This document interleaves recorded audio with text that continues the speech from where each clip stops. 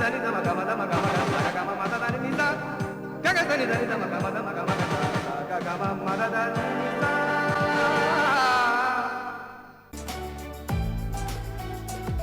রমজানে আমার মতো আপনিও পারেন সুবিধাবঞ্চিত শিশুদের মুখে হাসি ফোটাতে।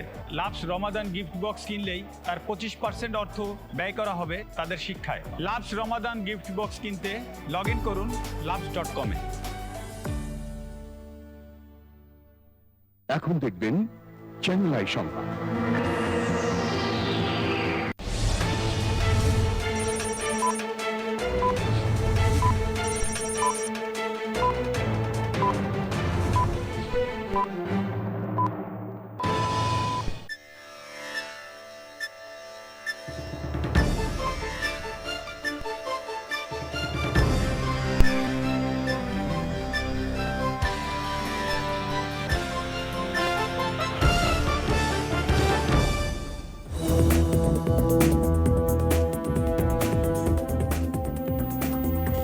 আসসালামু আলাইকুম। চ্যানেল আই সংবাদের এখনকার আয়োজনে সবাইকে স্বাগত জানাচ্ছি। সৈয়দা তারানা তাবাসসুম। বিস্তারিত সংবাদের শুরুতেই জানিয়ে দিচ্ছি গিয়ার সংবাদ শিরোনাম। ঈদ উল ফিতর সামনে রেখে 26শে এপ্রিল থেকে 1 মে পর্যন্ত বাসের আগাম টিকিট বিক্রি। প্রথম দিনে কাউন্টারগুলোতে ভিড় কম। রমনা, বটমূল ও 21শে আগস্ট হামলায় সাজা পাওয়া আসামি মুফতি শফিকুর কারাগারে। 14 বছর আত্মগোপনে থাকার পর গ্রেফতার। বাংলাদেশ থেকে এবছরের হজযাত্রার প্রস্তুতি শুরু। ফ্লাইট শিডিউল ঠিক করতে আন্তঃমন্ত্রণালয় বৈঠক রোববার।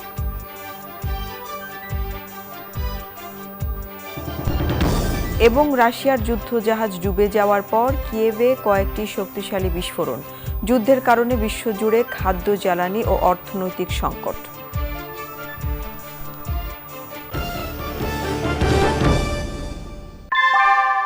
দামে কম, টিকে অনেক বেশি। ঘরের চালে লাগান আনোয়ার শীট।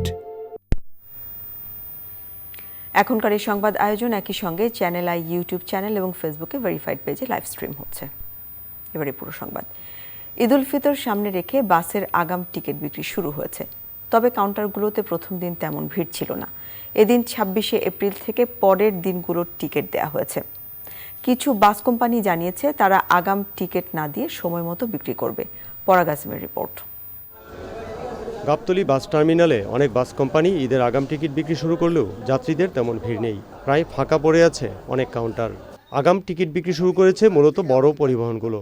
আজকে থেকে আমাদের ঈদুত্তর টিকিটগুলো শুরু হয়েছে বিক্রি। যেরকম চাপ হওয়ার কথা এরকম চাপটা হয়নি। তার মতো কারণ আজকে যে আমরা টিকিটটা ছাড়লাম এর প্রচারণাটা সেই রকম হয়নি। ঈদ পর্যন্ত আর কি যে কোনো দিনের আপনি টিকিট নিতে পারবেন। আমাদের বেশিরভাগ টিকিট অনলাইনে বিক্রি হচ্ছে। আমাদের নিজস্ব ওয়েবসাইট আছে soak.com, এটার মাধ্যমে আমাদের বেশিরভাগ যাত্রী টিকিট পারচেজ করতেছে। তবে গাবতলীর বেশিরভাগ পরিবহন কর্তৃপক্ষ আগাম টিকিট বিক্রি করবে না বলে জানিয়েছে। আমরা গত 2, 4, 5, 7 বছর ধরে আমরা অগ্রিম বিক্রি করি না। কেন করি না? এই রাস্তাঘাটে অনেক প্রবলেম থাকে, গাড়ি আসতে দেরি হয়, যাত্রী টিকিট কাটে দাঁড়ায় থাকে, যাত্রীর সেই মানে সমস্যাগুলো আমাদের সাফার করতে হয়, যাত্রীরও কষ্ট হয়। তা আমরা গাড়ি এখানে উপস্থিত থাকে, রানিংয়ের টিকিট বিক্রি করে গাড়ি ডিসপাস করে দিই। অগ্রিম টিকিট দেবো 17 তারিখ। এই এখন তো এমনি যাত্রী না, হ্যাঁ দিমুখী হয়তো এবার তো ব্যবসা হবে না ভাই। কোনো ঝামেলা ছাড়া টিকিট কিনতে পেরে খুশি যাত্রীরা। তো অনেক সময় এরকম পাওয়া যায় যে আইসা ঈদের আগে আইসা টিকিট পাওয়া যায় না। এখানে এই ঈদের আগে 15 দিন আগে আসছি, আইসা টিকিট কাটতে আসলাম। আজকে কোনো ভিড় নেই। আজকে আমি দেখছি পরিবেশ ভালো এবং শান্ত, মোটামুটি কোনো হয়রানিও নেই। আপাতত 1 মে পর্যন্ত আগাম টিকিট বিক্রির পরিকল্পনা করেছে বাস কোম্পানিগুলো। Parag Azim, Channel I, Dhaka. রমনা, বটমূল ও 21শে আগস্ট সহ 6টি জঙ্গি হামলায় মৃত্যুদণ্ড পাওয়া আসামি মুফতি শফিকুর রহমানকে আদালত থেকে কারাগারে পাঠানো হয়েছে। র্যাব জানিয়েছে মুফতি আব্দুল করিম নাম নিয়ে মসজিদ, মাদ্রাসায় ইমামতি ও শিক্ষকতার আড়ালে 14 বছর আত্মগোপনে থাকার পর কিশোরগঞ্জের ভৈরব থেকে তাকে গ্রেফতার করা হয়। এনামুল কবির পমের রিপোর্ট। হরকাতুল জিহাদের অন্যতম প্রতিষ্ঠাতা মুফতি হান্নানের প্রধান সহযোগী মুফতি শফিকুর রহমান পাকিস্তানে করাচিতে লেখাপড়া করার সময় ঘনিষ্ঠতার সূত্র ধরে হান্নানের নির্দেশে আফগানিস্তানে তালেবানের হয়ে যুদ্ধে অংশ নেন মুফতি শফিক। দেশে ফিরে মুফতি হান্নানকে সাথে নিয়ে গঠন করেন জঙ্গি সংগঠন হরকাতুল জিহাদ। রমনা বটমূল, 21শে আগস্ট, হবিগঞ্জের সাবেক অর্থমন্ত্রীর উপর হামলাসহ 6 মামলার কোনোটিতে মৃত্যুদণ্ড, কোনোটিতে যাবজ্জীবন কারাদণ্ড মাথায় নিয়ে পলাতক জঙ্গি শফিককে কিশোরগঞ্জ থেকে গ্রেপ্তারের পর র্যাব জানিয়েছে গ্রেপ্তার এড়াতে কারো সাথেই যোগাযোগ রাখতেন না তিনি। তিনি তার পরিবারে কারোর সাথেই তিনি সহজে দেখা করেননি, শুধুমাত্র ওনার ছেলের সাথে উনি কয়েকবার দেখা করেছেন, যেটি তার যে অবস্থান সেখান থেকে অনেক দূরে উনি দেখা করেছেন। এবং তার বক্তব্য অনুযায়ী এই সময়টাতে তিনি বিভিন্নভাবে উগ্রবাদ সম্বলিত বিভিন্ন ওয়াজ মাহফিল বা বিভিন্ন কার্যক্রম করেছেন, বাট হরকাতুল জিহাদ বাংলাদেশের এই সংগঠনের কোনো কার্যক্রম তিনি করেননি। জিজ্ঞাসায় 21শে আগস্ট শেখ হাসিনাকে হত্যার উদ্দেশ্যে গ্রেনেড হামলাসহ বিভিন্ন নাশকতার পরিকল্পনার কথা র্যাবকে জানিয়েছেন এই জঙ্গি নেতা। নরসিংদীর একটি চরে, একটি মাদ্রাসায় এবং পরবর্তীতে আরও বিভিন্ন মাদ্রাসায় তিনি আত্মগোপনে থেকে ইমামতির আড়ালে তিনি বিভিন্ন কার্যক্রম পরিচালনা করেন। এভাবেই তিনি গত 21 বছর বিভিন্নভাবে আত্মগোপনে থেকে তিনি তার সংগঠনের কার্যক্রম পরিচালনা করেন। জঙ্গি নেতা মুফতি শফিকুর রহমানকে কিশোরগঞ্জের ভৈরব থানা পুলিশের কাছে হস্তান্তর করেছে RAB. Enamul Kabir Rupam, channel I, Dhaka. কক্সবাজারে যুবক মোর্শেদকে পিটিয়ে হত্যার ঘটনার মূল পরিকল্পনাকারী ও হত্যাকাণ্ডের সাথে সরাসরি জড়িত 5 জনকে গ্রেফতার করেছে র্যাব। টেকনাফ থেকে তাদের গ্রেফতার করা হয়েছে। চট্টগ্রামের চাঁদগাঁও ক্যাম্পে সংবাদ সম্মেলনে র্যাবের অধিনায়ক লেফটেন্যান্ট কর্নেল মোহাম্মদ ইউসুফ জানান, 7 এপ্রিল কক্সবাজারের PM খালিতে পানি সেচ প্রকল্পের বিবাদকে কেন্দ্র করে বাজারে মোর্শেদ আলীকে দেশীয় অস্ত্র দিয়ে পিটিয়ে হত্যা করে 10-15 জনের একটি দল। মোর্শেদের ভাই কক্সবাজার থানায় 26 জনের নাম উল্লেখ করে হত্যা মামলা দায়ের করেন। ভিডিও তো আমরা দেখতে পেরেছি এবং প্রত্যক্ষদর্শীদের কাছেও যতটুকু শুনতে পেরেছি যে যখন তাকে মারা হচ্ছিল তখন মোর্শেদ বারবার আকুতি করছিল যে তাকে তারা এখন ধরে রাখুক, ইফতারে তার রোজা ভাঙার পর ইফতারের পরে যেন যা খুশি তাই করে, অ্যাটলিস্ট ইফতার পর্যন্ত যেন তাকে বাঁচিয়ে রাখে বা তাকে যেন অত্যাচার না করে। বাট তারা তার কোনো কথায় কর্ণপাত করেনি এবং এভাবে নৃশংসভাবে সবার সামনে এইভাবে তারা তাকে কুপিয়ে হত্যা করে। বাংলাদেশে এবছরের হজযাত্রার প্রস্তুতি শুরু হয়েছে। সৌদি আরবের কোটায় সরকারি বেসরকারি হজযাত্রীর সংখ্যা নির্ধারণ ও ফ্লাইট শিডিউল ঠিক করা সহ সামগ্রিক বিষয়ে রোববার আন্তঃমন্ত্রণালয় বৈঠক হবে। সৌদি আরবের সাথে অনলাইনে হজ চুক্তি হবে এই সপ্তাহেই। তবে এবছর বাংলাদেশ থেকে হজে যাওয়ার ক্ষেত্রে 2020 সালে নিবন্ধিত এবং প্রাক নিবন্ধিতরা অগ্রাধিকার পাবেন। চকরমালিথার রিপোর্ট। করোনা মহামারীর কারণে 2 বছর সৌদি আরব বাদে সারা বিশ্বের মুসল্লিদের হজ কার্যক্রম বন্ধ থাকার পর এবছরের হজের ঘোষণা দেয় সৌদি সরকার। তারপর থেকে কার্যক্রম শুরু করে বাংলাদেশ। নতুন শর্ত অনুযায়ী বাংলাদেশ থেকে এবছর 57,876 জনের কোটা দেয় সৌদি আরব। এ সপ্তাহে হজ চুক্তি হবে সৌদি আরবের সাথে। সরকারি ও বেসরকারি ব্যবস্থাপনায় হজ যাত্রীর সংখ্যা সহ আনুমানিক বিষয়সমূহ নির্ধারিত হবে। চুক্তির পরেই হজের প্যাকেজ মূল্য নির্ধারিত হবে। রোববার বিমান মন্ত্রণালয় এবং বেসরকারি হজ এজেন্টদের সংগঠন হাবের সাথে ধর্ম মন্ত্রণালয়ের বৈঠক। 54,000-এরও অধিক হজযাত্রী নিবন্ধিত যারা বর্তমানে অপেক্ষমান আছে পূর্ণ টাকা পরিশোধ করে হজে গমনের জন্য। এর বাইরেও প্রায় 2,03,000 হজযাত্রী প্রাক নিবন্ধিত অবস্থায় বর্তমানে অপেক্ষা করছে। আমরা শুধুমাত্র নিবন্ধিত হজযাত্রীদেরকে এখন প্রায়োরিটি দিচ্ছি। এর বাইরে প্রাক নিবন্ধিত যারা সিরিয়ালের প্রথমে আছে শুধু তারাই অ্যাকর্ডিং টু সিরিয়ালে যাবে। এর বাইরে অন্য কেউ যারা নিবন্ধিত প্রাক নিবন্ধিত নয় তারা যাতে কোনো রকমের কারোর কোনো প্ররোচনার বা এই জাতীয় কেউ যদি কোনো কাউকে কনফার্ম করে এগুলিতে যাতে তিনি প্ররোচিত না হন এবং কাউকে কোনো টাকা পয়সা না দেন। 65 বছরের বেশি বয়সীরা যেন হজে যেতে পারেন এবং বাংলাদেশের জন্য কোটা আরও বাড়ানো যায় কিনা এইসব বিষয়ে সৌদি আরবের সাথে যোগাযোগ করছে ধর্ম মন্ত্রণালয়। চকর মালিথা, চ্যানেল আই, ঢাকা। খিলক্ষেতের অনেক এলাকায় চলছে পানির জন্য হাহাকার। গত 2 মাস ধরে 1 ফোঁটা পানি নেই ওয়াসার লাইনে। 300 ফিট রাস্তার পাশের জলাশয়ের পানি সংগ্রহ করে দিন পার করছেন এলাকাবাসী। কেউ বা পানি আনছেন অনেক দূর থেকে। বিস্তারিত মোস্তফা মল্লিকের রিপোর্টে। বেঁচে থাকার জন্য পানি সংগ্রহের এই চেষ্টা আদিকালে দেখা গেলেও এই চিত্র এখনো হারিয়ে যায়নি। গত 2 মাস ধরে ওয়াসার পানি না পাওয়ার কারণে ঢাকার 300 ফিট রাস্তার পাশের এই জলাধারের নোংরা পানি অনেকের একমাত্র ভরসা। এই এলাকায় এমন দৃশ্য নিত্যদিনের। একটা না 2 মাসের উপরে একটুকু নাই, একটুই নেই পানি। এই খালের এই পচা দুর্গন্ধ পানি ব্যবহার করতে হয়, আর না হলে বোতল কিনা পরে এগুলি ব্যবহার করতে হয়। দূরের থেকে পানি নিয়ে আসি, অনেক পরিশ্রম হয়, অনেক সমস্যা হয়। মেয়ের মাদ্রাসায় নিয়ে যাই, জামা কাপড় নিয়ে যাই, পরে গোসল করে আসি। খালের পানি দিয়ে আমরা রান্না বান্না সবই চলে, ফুটানো করে তারপরে রান্নার কাজটা। ঢাকার খিলক্ষেতের পূর্ব নামাপাড়া, মধ্য নামাপাড়া, উত্তর নামাপাড়া, তালের টেক, তেঁতুলতলার আশপাশ, বাঁশতলা সহ বেশ বড় একটি অংশে পানি নেই। সকাল হলেই রাস্তায় দেখা মিলবে গৃহিণীদের, যারা পানি সংগ্রহের চেষ্টায় থাকেন। দিন করে পানি টানি, এটা কি উচিত? আমরা কি পানি সারাদিন কই পাবো পানি? আপনারা এমন একটা ব্যবস্থা করেন যে পানি পাই। পানির জন্য কত কষ্ট করেন যায়, খাওয়ার পানি, রান্না পানি, গোসলের পানি, সবকিছু পানি কই পাবো? প্রত্যেক মাসে যদি আমি 2-3 হাজার টাকা বিল দেই, তাহলে আমার পানিটাই না খাওয়ানো লাগে, হেডা করেন আপনারা? পাহাড় সমান অভিযোগ এলাকাবাসীর। পানি পাইতেছি না, আমরা খুব কষ্টের মধ্যে আছি। আজকে আমি 2 দিন থেকে গোসল করি নাই। ওয়াসারকে জানাই যে আমরা পাম্পে গেছি, পাম্পে যাবো আমরা খেতে দেয় না পানি। ওয়াসারও এসেছিল আমাদের এখানে দেখতে, কোনো কাজ হয়নি। আমার ভাড়াটা চলে যাইতেছে, পানি নাই, পানি করতে দিব, অনেক দিন ধরে পানি নেই। পানি কিনতে গেলে আমরা জানি যে ওয়াসার রেট আছে মনে হয় 400 না 600 টাকা, ওরা 1000 টাকার কমে আমাদেরকে পানি দেয় না, তাও আবার সিরিয়াল ধরে নিতে হয়। তারা বলছেন এমনিতেই তাদের এলাকায় পানির কষ্ট দীর্ঘদিনের। তবে আগে কখনো কখনো পানি পাওয়া গেলেও গত 2 মাস ধরে ওয়াসার পানি পাচ্ছেন না তারা। তবে পানির বিল দিতে হচ্ছে নিয়মিত। নিজের মহল্লা বা পাড়া ছেড়ে অন্য মহল্লা এবং পাড়ায় এসে কোনো দানশীল ব্যক্তির সহায়তায় এভাবেই কষ্ট করে পানি সংগ্রহ করছেন এখানকার যারা বাসিন্দা আছেন তারা। এবং পেছনে যারা আছেন তারা বলছেন পানির এই যে তাদের কষ্ট, এটা যে নীতি নির্ধারকরা জানেন না, বিষয়টা কিন্তু তা নয়। তবে নগরবাসী বলছেন নীতি নির্ধারক এবং যারা সমস্যার সমাধান করবেন তারাই যখন সমস্যা জানছেন, তারপরও সমস্যার সমাধান হচ্ছে না কেন।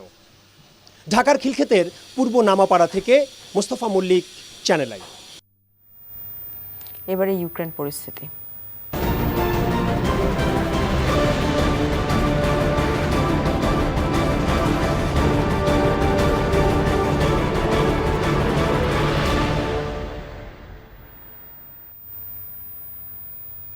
কৃষ্ণ সাগরে রাশিয়ার যুদ্ধ জাহাজ মস্কোভার ডুবে যাওয়ার পর ইউক্রেনের রাজধানী কিয়েভে কয়েকটি শক্তিশালী বিস্ফোরণ হয়েছে। জাহাজ ডুবিয়ে দেওয়ার দায় স্বীকার করেছে ইউক্রেন। যুদ্ধের প্রভাব নিয়ে জাতিসংঘের প্রতিবেদনে বলা হয়েছে, ইউক্রেন রাশিয়া যুদ্ধের কারণে বিশ্বজুড়ে খাদ্য, জ্বালানি ও অর্থনৈতিক সংকট তৈরি হয়েছে। অনেক উন্নয়নশীল দেশের অর্থনীতি ধ্বংস করে দেওয়ার হুমকি তৈরি করেছে এই যুদ্ধ।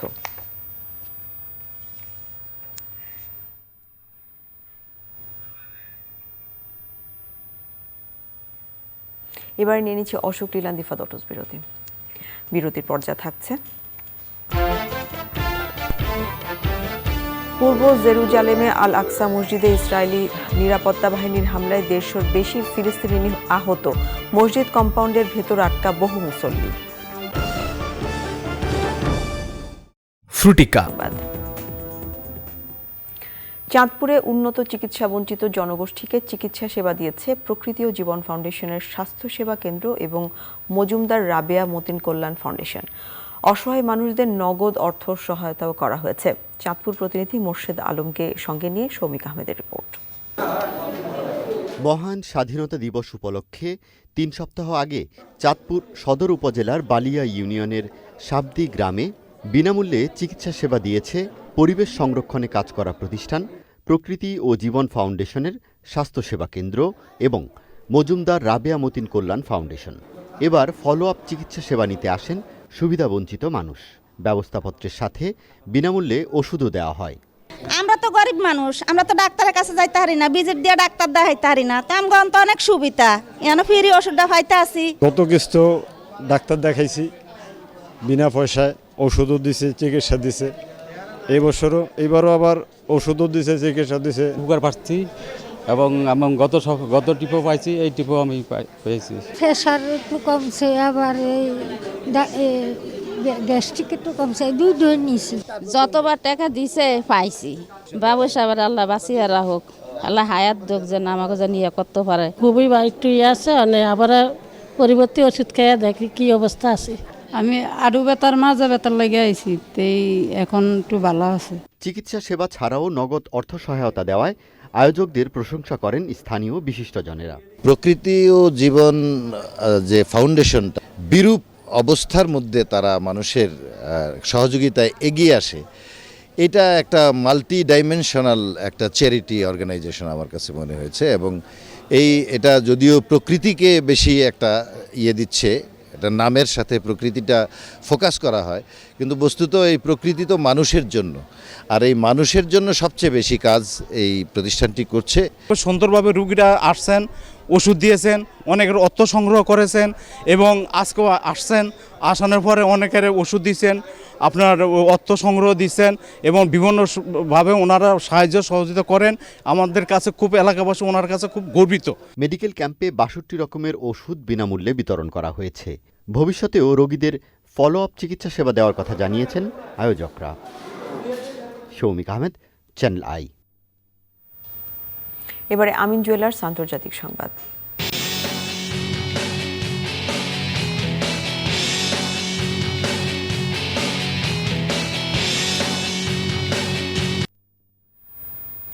ফিলিস্তিন অধিকৃত পূর্ব জেরুজালেমে পবিত্র আল আকসা মসজিদে হামলা চালিয়েছে ইসরায়েলের নিরাপত্তা বাহিনী। শুক্রবার ভোরে ইসরায়েলি পুলিশের হামলা ও সহিংসতায় কমপক্ষে ১১৭ ফিলিস্তিনি আহত হয়েছে। ফিলিস্তিন কর্তৃপক্ষ জানিয়েছে, শুক্রবার ভোরের আগেই ইসরায়েলি পুলিশ জোর করে আল আকসা মসজিদের ভেতরে প্রবেশ করে। সে সময় ফজর নামাজে অংশ নেওয়ার জন্য হাজার হাজার মুসল্লি মসজিদে উপস্থিত ছিলেন। সামাজিক যোগাযোগ মাধ্যমে প্রকাশ হওয়া ভিডিওতে দেখা যায় ফিলিস্তিনিদের উদ্দেশ্যে টিয়ার গ্যাস ও স্টেন গ্রেনেড নিক্ষেপ করে পুলিশ।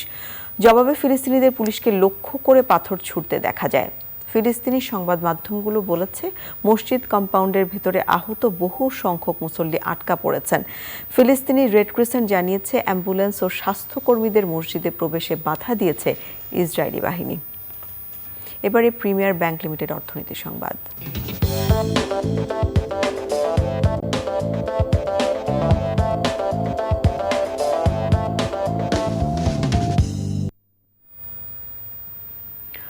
গত মাসে চীনে উৎপাদন পর্যায়ে মূল্যস্ফীতি প্রত্যাশার চেয়েও বেশি বেড়েছে। দেশটির জাতীয় পরিসংখ্যান ব্যুরোর তথ্য বলছে, গত বছরের তুলনায় এই মূল্যবৃদ্ধির হার ৮.৩% বেশি। রাশিয়া ইউক্রেন যুদ্ধ ও জ্বালানির মূল্যবৃদ্ধির কারণ হিসেবে বলা হচ্ছে। চীনের হঠাৎ করে আবারও করোনা ভাইরাস সংক্রমণ বেড়ে যাওয়া খাদ্য সরবরাহ ও ভোক্তা ব্যয়ের উপর প্রভাব ফেলেছে। এবারে রূপালী ব্যাংক লিমিটেড কৃষি সংবাদ।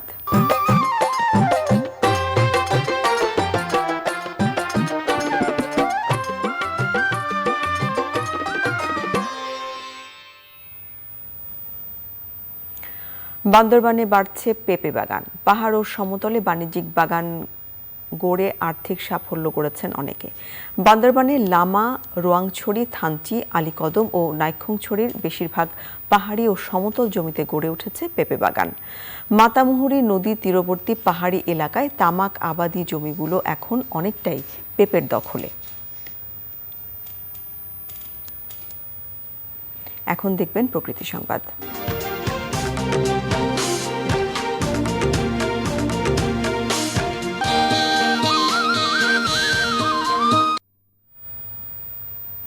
দিনাজপুরে কিছুতেই বন্ধ হচ্ছে না অবৈধ বালু উত্তোলন। নিয়মনীতি উপেক্ষা করে অবৈধভাবে ড্রেজার মেশিন দিয়ে নদীর পাড় কেটে আবাদি জমি থেকে বালু তুলছে স্বার্থান্বেষী মহল। দিনাজপুরের পুনর্ভবা, আত্রাই, ধলেশ্বর, গর্ভেশ্বর, ইছামতি, ছোট যমুনা, তুলাই, কাঁকড়া ও ঢ্যাপা নদীগুলোতে আবাদে চলছে বালু উত্তোলন। এতে নদীর গতিপথ হারিয়ে মারাত্মক পরিবেশ বিপর্যয় দেখা দিয়েছে। বালু উত্তোলন বন্ধে দ্রুত কার্যকর পদক্ষেপ নেওয়ার দাবি জানানো হয়েছে। এবারে আনোয়ার ইন্ডাস্ট্রিয়াল সিমেন্ট শিট বাণিজ্য সংবাদ।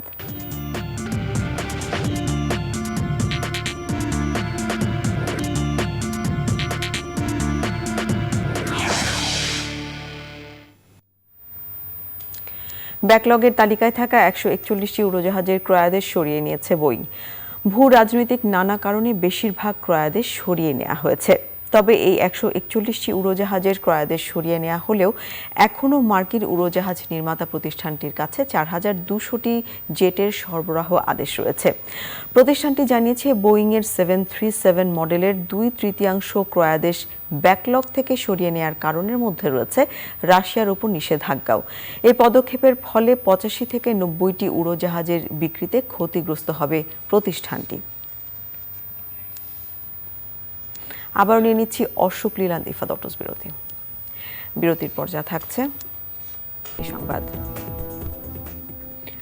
রাজধানীর লালবাগের শহীদনগর বউবাজার আবাসিক এলাকায় একটি প্লাস্টিক এবং রাসায়নিকের কারখানা আগুনে পুড়ে গেছে। ফায়ার সার্ভিস জানায় সকাল 11:30টার দিকে কারখানাটিতে আগুন লাগলে ফায়ার সার্ভিসের 12টি ইউনিট প্রায় 3 ঘন্টার চেষ্টায় আগুন নিভিয়ে ফেলে।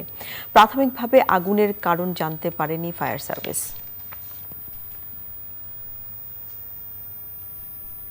এবারে খেলার খবর।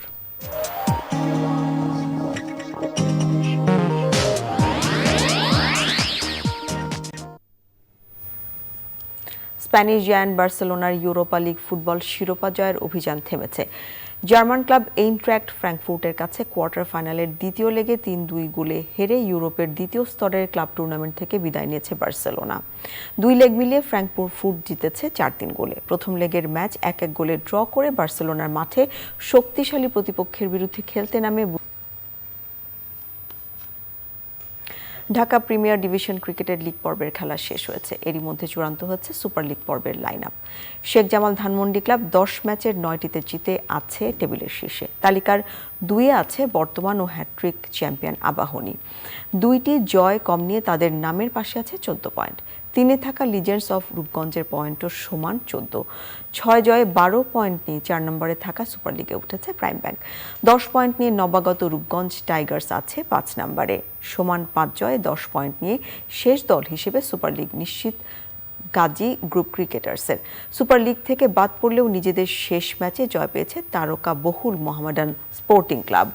লিজেন্ডস অফ রূপগঞ্জের বিপক্ষে আগে ব্যাট করে কুশল মেন্ডিসের সেঞ্চুরিতে 307 রানের সংগ্রহ পায় মোহামেডান। রূপগঞ্জকে 227 রানে অল আউট করে 80 রানের জয় পায় সাদা কালো শিবির।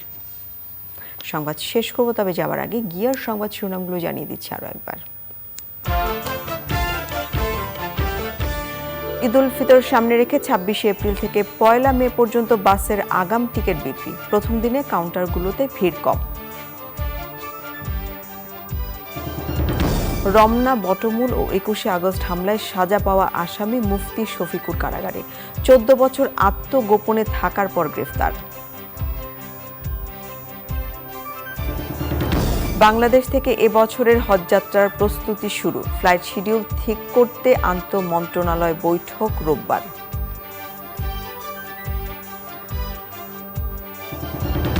এবং রাশিয়ার যুদ্ধজাহাজ ডুবে যাওয়ার পর কিয়েভে কয়েকটি শক্তিশালী বিস্ফোরণ। যুদ্ধের কারণে বিশ্বজুড়ে খাদ্য, জ্বালানি ও অর্থনৈতিক সংকট।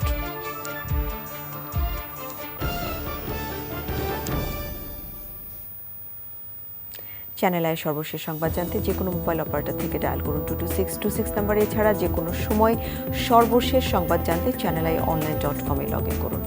ধন্যবাদ সবাই।